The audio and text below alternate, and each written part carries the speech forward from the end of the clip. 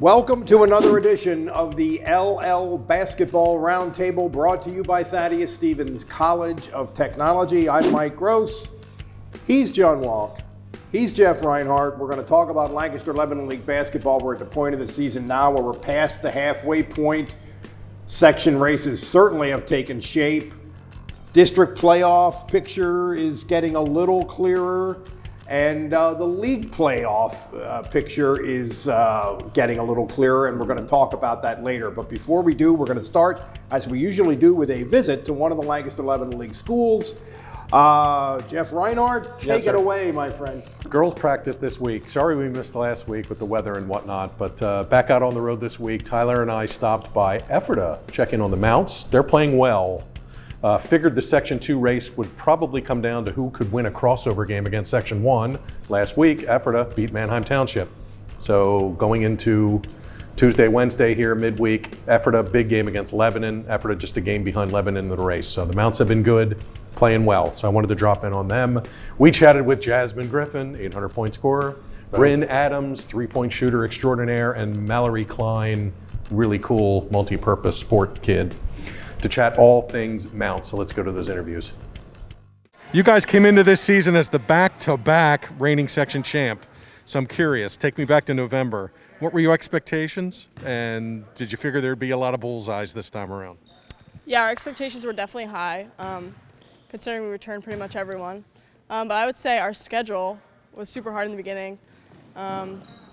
I think that sort of gave us some confidence issues, but as the season progresses, and the rest of the season is winnable games for us, so I think our confidence is starting to build, especially with a big win from Township on Friday. So I think our confidence is going to continue to build as the week goes on. You've played 7 of the top 13 teams in 6A. That's a grueling schedule. What are you getting out of these games? I know you haven't won all of them, but are these games helping you out for later on? Yeah, these games, they're getting us ready for the playoffs. We're going to know what to expect when we play these big teams again, and we'll be ready for the next round. Speaking of playoffs, you guys got some work to do. You're in second in the section, chasing Lebanon, but you have some teams to climb here and to make districts. So how do you approach the last 2 weeks knowing, hey, we got to win some games here if we want to get to the postseason? Yeah, I think we just have to take each game like one at a time. We have to think, who our next opponents are, prepare for them, and then, just play as a team and play with energy. You guys you're getting hot. Obviously, the Township win. You're picking a good time to really start playing your best ball. When things are going well, especially the last week, just talk about what's going well for your team. Defensive end, boards, making shots. When you guys are at your best, what's happening? So I think perfect example would be the Township game. Second half, I think we went on a 13-0 run to start the third quarter, and I think it was our press.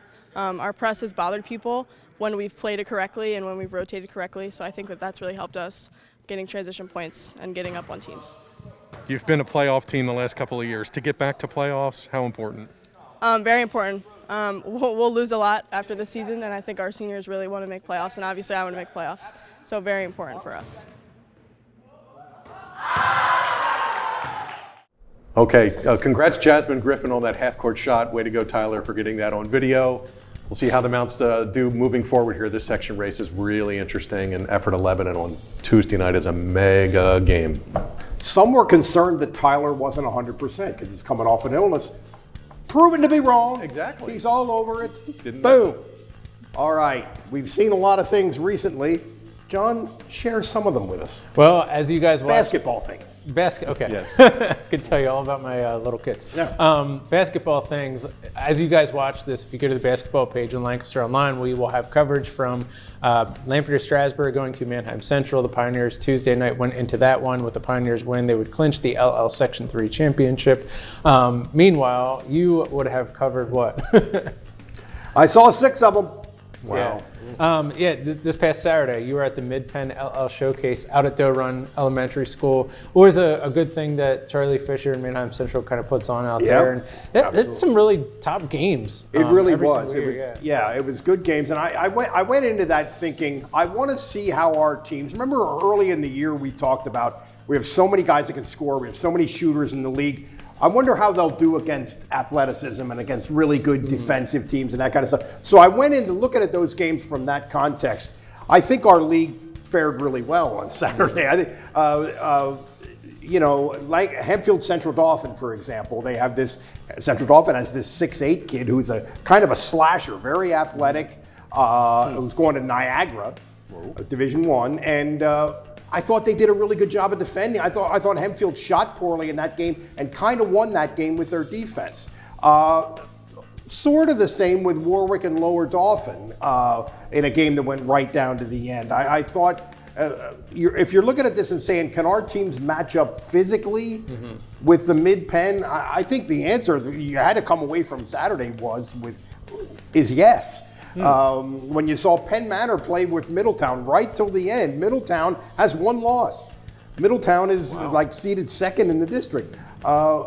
Overall, I thought, Manheim Central competed against Cedar Cliff, which has 6'8", 6'9". Wow. And is having a great year. They're 13-2 or something like that. So I thought it went well for our league overall. Yeah, and I think Hempfield, as we've talked about before, they start 8-0 and then they lose a couple games and they're trying to find their footing, and at least showing us now that, okay, we might win ugly, but the important thing is we win, and usually by, like a Lancaster Catholic, by February, they kind of start getting some things figured out. How many close games have they had? Right. Really close games. They had one. They beat Warwick on a banked-in 3 at the buzzer. Wow. They, remember how they beat Wilson? It was kind of a similar thing. And hey, since you mentioned my alma mater, Penn Manor, we said at the beginning of the year when we stopped out there, once the Comets get healthy, they could start doing some things. They only lost by 6 points to a one-loss Middletown team, and here we go. They're going to face all their Section 1 squads coming up. I wouldn't be surprised if they pull an upset here or two kind of coming out there.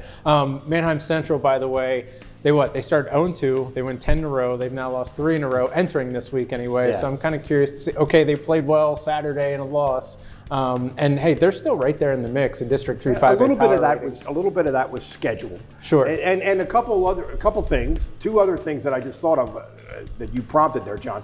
One, how young Warwick is.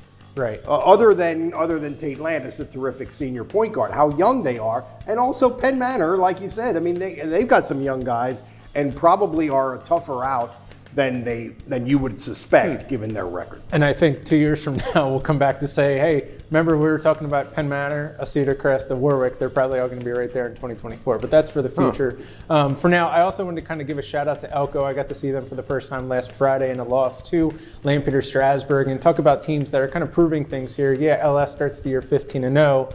But they're really guard heavy, which we've talked about a bunch. What were they going to do when they faced a team that likes to go inside, and Elko with the 6'7" Corey Ativo senior, getting recruited by a lot of the Middle Atlantic Conference schools. And Ativo starts off 6 of the team's first 9 points for Elko last Friday, and then Ben Wirt and Berkeley Wagner, both kind of size guards, 6'3", 6'4", really tall and thin, but they were scrappy down low and kind of just playing the front on one end, having help on the backside. So they proved to me anyway that, hey, if we face a team with some size come league, district, state playoffs, they might be okay kind of hanging in there. As good as LS has been, and they've been unbelievable this year, that's still, their schedule.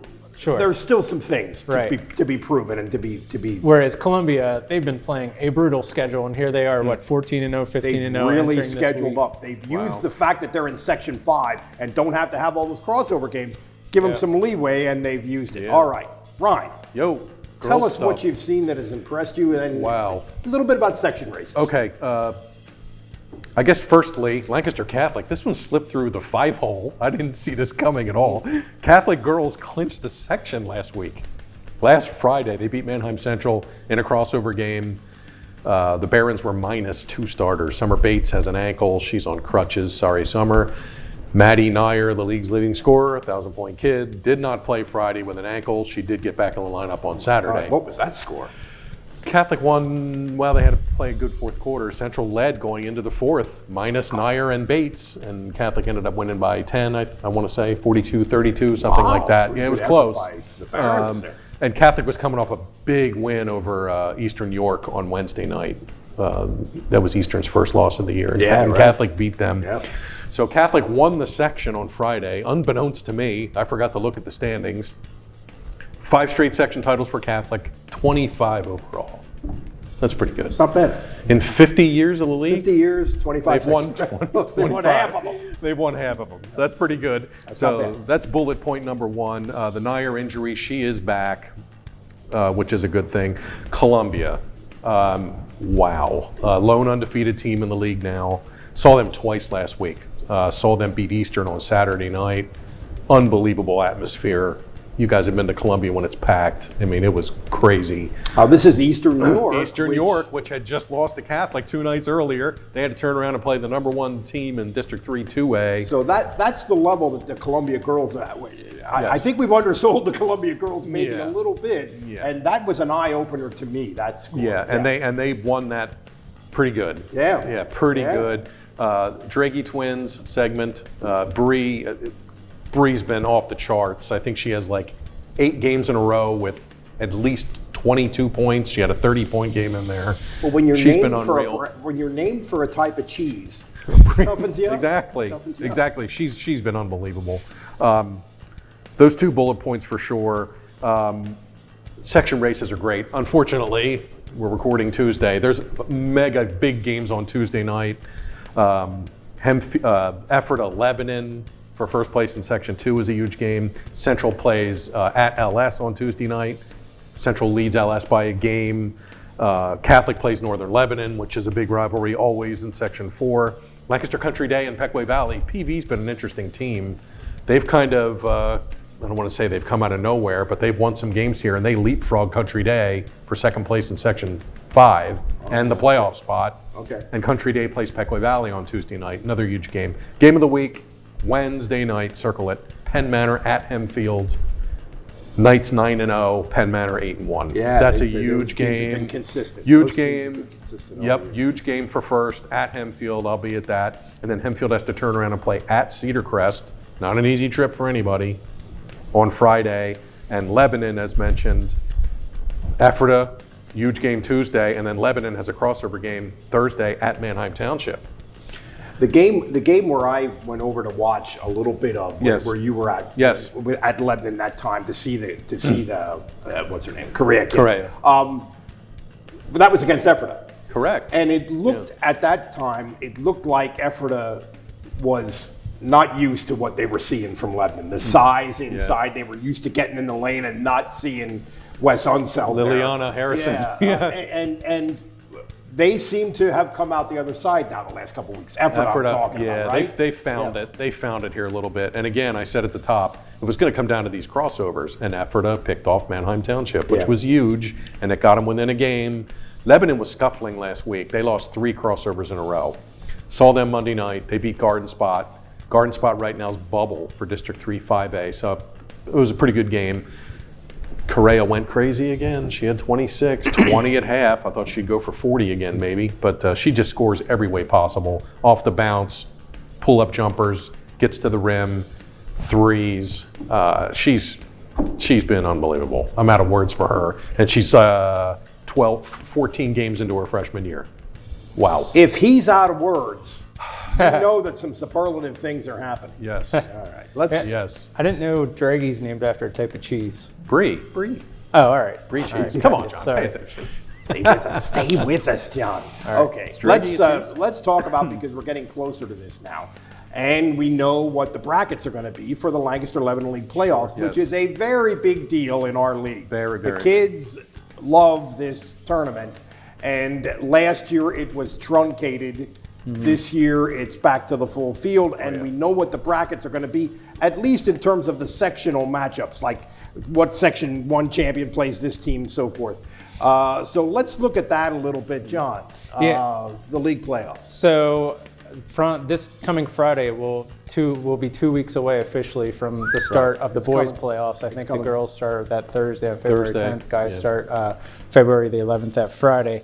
There would be 2 matchups. Basically, the Section 5 runner-up against the Section 3 runner-up. This is all really still to be determined.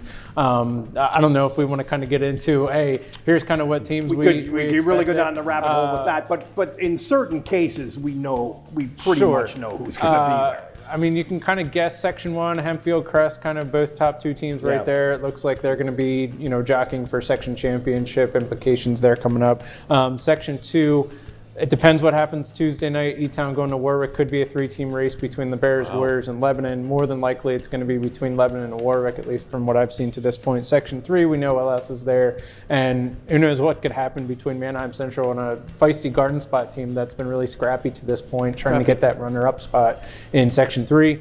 Section 4 is basically going to come down to more than likely Elko and Lancaster Catholic. Donegal's kind of knocking on the door, making some noise there a little bit, so kind of keep an eye on them. And then Section 5, Columbia, obviously, and we're going to have to wait until February 7th before the Tide host Lancaster Mennonite, more than likely for the Section 5 crown, but those look like to the top 2 teams. So the top 2 teams in all 5 sections make the league playoffs, and then maybe kind of the next week or two we can get into the more specifics of the matchups. But if the way the brackets are set up, if Columbia and LS would meet, it would probably be, assuming they both win section titles, which, let's be honest, they're going to, they would meet in the final. That's a game that I think anybody who's paying attention to this stuff would love to see no matter where it takes place. But it would be for the league championship. Maybe it won't happen. Especially concerning it's fun anytime Columbia is good. And those are both, LS and Columbia are both guard-heavy teams. That game could be in the 80s easily. That would be very cool to write. I hope that happens just from column writing purposes, because I usually write a column. I was same thing in the girls. I was real quick. I was off the girls beat for 1 quarter the other night. I saw Columbia boys against Eastern York, a quarter and a half. Sure. Those Columbia boys are fun to watch. Yeah. Wow. And Eastern York has had a pretty good year. They had size. Yeah. They kind of clogged up the middle, so they couldn't dribble they're drive. 11-4, I think, Eastern York, and I think LS and Columbia both pounded them, right? Yeah. I saw the boys JV game, Eastern and Columbia. I swear, there was a 3-point attempt on every trip. Is that a boys game, 2022? No. Just 3-pointers? No. Yeah. Okay. So a lot of threes. I was like, 3. All right, whatever. All right, kind of the same thing with the girls. We don't know the exact who's going to win, but if the season ended tomorrow, which it's not, the 4 teams that would get buys to the quarters: Hempfield, Section 1, they're in first place. Manheim Central is your leader in Section 3. They'd be top bracket. Bottom bracket, Lebanon, if they can hold off Ephrata here down the stretch, and Catholic is in. We know they're in because they won their section. First round games, right now, LS would get either Pequay Valley or Country Day. They're battling it out in Section 5. And Ephrata, assuming they're still there with Lebanon at the end, would get Elko. Elko and Northern Lebanon are battling it out for second place in Section 4. Okay. How's this for a first round matchup? If this pans out, if Columbia wins Section 5, they would get the Section 2 champ Lebanon. Lebanon at Columbia. Wow. That would be amazing. That's good. Correa and the Dreggy twins in the same gym. I think I would cover that. That's a good one. Pretty safe to say I would be at that That's game. a good one. Catholic would get the Section 1 runner-up right now. That would be Penn Manor. We'll see if Penn Manor can beat Hempfield on Wednesday and make a mess of things. That part of the bracket, the Lebanon-Columbia winner would get the Catholic-Penn Manor winner. So you're looking at maybe Columbia Catholic or something. The bottom of that bracket is just absolutely crazy. So, But the way it looks, it could be Hempfield and Catholic in the final. It could be, again, for the second year, even with a different field, a different size of field, and that was a pretty memorable game. That was an unbelievable game. Overtime, and Catholic was up 20. They were way up. They were up 20. I don't remember exactly, but they were way up. And then Catholic got up 10, and Hempfield came back again, forced overtime, and Hempfield won it in overtime. The girls' bracket should be really good. Really, really good. Yeah, there's not a crazy dominant team, I don't think, but there's a lot of good ones, and I think that tournament is going to be. I think that tournament's going to be a lot of fun. All right, let's talk about where we're going to be this week, John. Sure. Friday, there's a pair of really good games coming up. I'll be at one of them. Cedar Crest going to Hempfield, match of the top 2 teams in Section 1. When we get done recording here, I'm going to have to ask you if you would like to go to Elko. The Raiders are hosting Donegal, 2 of the top 3 teams in Section 4. Donegal's trying to make some noise there. So it's at least a pair of good games coming up here. I also kind of just want to give a quick shout out. Ethan Benny at Penn Manor, 18 points on Saturday, coming back from a collapsed lung. He's been playing really well. Austin Wirtz, Conestoga Valley. You saw him when he went down with the injury December 20th near the end of the game against Lancaster Strasburg. Came back from a high ankle sprain, and then last Saturday he had 25 points. So he's back in midseason form. And then coming into the week, Peyton Wolf out at Northern Lebanon at 966 career points, and Camden Hurst at Lancaster Mennonite at 944 career points. So 2 players approaching 1,000 there. Also, lastly, we want to give a shout out to Lancaster Country Day senior guard Grant Landis, who recently committed to Marywood University, a Division III school. Nice. Good for him. Nice. Well, I will be tonight, Tuesday, I will be at Warwick and Elizabethtown, which is a good matchup in Section 2. And I guess I'm going to Elko and Donegal. I'm perfectly willing Nice. to do that. All right. Well, I think there's one more, but we'll talk about that later. Okay. Right. 3 quick things. John Myers, E-Town coach, congratulations. 100 wins for John. Good, Boom. good egg, good dude. 100 wins, Mr. Myers with the Bears. 4 kids with 800 plus points, and if these kids make playoffs and play for a while, they might get 1,000 this year. Genesis Meadows, 861 from Country Day. Kaylee Eckhart, Elko, 848. Morgan Miller, Penn Manor, 833. Jasmine Griffin, 816 at Ephrata. Tuesday, I know we're recording Tuesday night, but LS Manheim Central, see how that pans out. Wednesday night, Penn Manor at Hempfield for first place in Section 1. Thursday night, I'm going to see Lebanon again. I can't get enough of this Correa kid. Cedars at Manheim Township in a big crossover. Friday night, Hempfield at Crest in your neighborhood. Saturday, mega interesting game. Columbia. We'll see if they get to Saturday undefeated. They're number 1 in D3 2A. Yeah. Number 1 in D3 3A is Brandywine Heights. Berks County tied at Brandywine Heights on Saturday afternoon. I got to go to that. 2 number 1 seeds in districts in the I think I've same never been gym. to Brandywine Heights. Yeah, it's Mertztown, Berks County. yeah, So right. I'll check you there on Saturday. So busy week, good week, fun week coming up. Yeah, it should be a lot of good matchups. We're headed toward, we're not close to the finish line, but you can see it out there. can. And the games are getting bigger as a result. So anyway, that's it for the LL Basketball Roundtable. I'm Mike Gross with John Walk and Jeff Reinhardt. Oh, brought to you by Thaddeus Stevens College of Technology. I can't stress that enough. No. See you later.